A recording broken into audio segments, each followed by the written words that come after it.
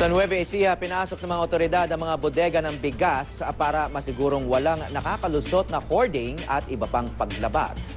May news to go si GMA News stringer Junjun C. Exclusive. Junjun. Yes, Javi, isa-isang ininspeksyon ng mga tauhan ng National Food Authority, Criminal Investigation and Detection Group at Nueva Ecija Police ang mga bodega ng bigas sa lalawigan ng Nueva Ecija. Layunin ng otoridad na siguraduhin walang NFA rice sa mga rice mill, pag-hoarding at iba pang paglabag pagdating sa bigas. Sa hapon, pinasok ng otoridad ang mga bodega ng bigas sa bayan ng Santa Rosa, Cabanatuan City at mga warehouse na ito na nasa Maharlika Highway sa Barangay Diversion sa bayan ng San Leonardo. Bawat bodega ay pinasok ng mga otoridad, kinuhanan ng mga sample ang bawat sako para siguraduhin tama at nasa maayos ang kondisyon ng bigas. Nakita ng mismong classifier ng NFA ang mga madilaw na butil ng bigas at durog-durog o broken rice sa mga nakasalansang sako ng bigas sa bodega.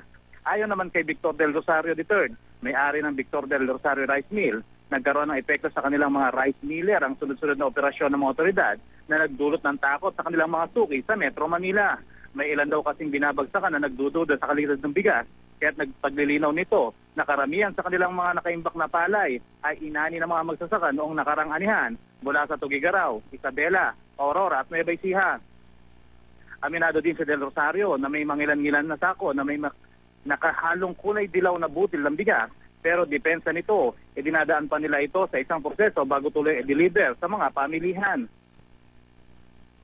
Sa tala ng NFA, nasa mahigit 4 na po ang lehitimong miyembro ng Rice Miller Association sa buong lalawigan ng Nueva Ecija at lahat ito ay regular umanong binibisita ng mga tauhan ng NFA. Bukod sa nakitang mga kulay dilaw na butil at na bigas at broken rice, wala namang ibang nakitang paglabag ang mga otoridad sa kanilang mga inspeksyon na rice mill.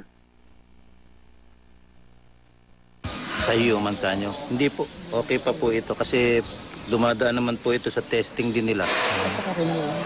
Nire-remill po ko sakaling hindi ko. Nagre-remill yung process natin. Okay na po na ganito itsura nito? Kumisan po ginagawa nila, pinaprocess pa po ulit ng panibago yung pagka i-dispose na sila sa market. Sa pag-ikot namin itong nakaraang mga araw, wala naman kaming nakuhang ibang violation na nangyayari. Tsaka yung presence ng NFA, wala naman kami natatagpuan. Yun lang ang aming, kasi yun na talagang instruction sa amin. Yung may isa hoarding ng NFA rice, yung nagtatago. Pero so far, sa ngayon wala. Mula dito sa Nueva Ecija, Junjun C, GMA News.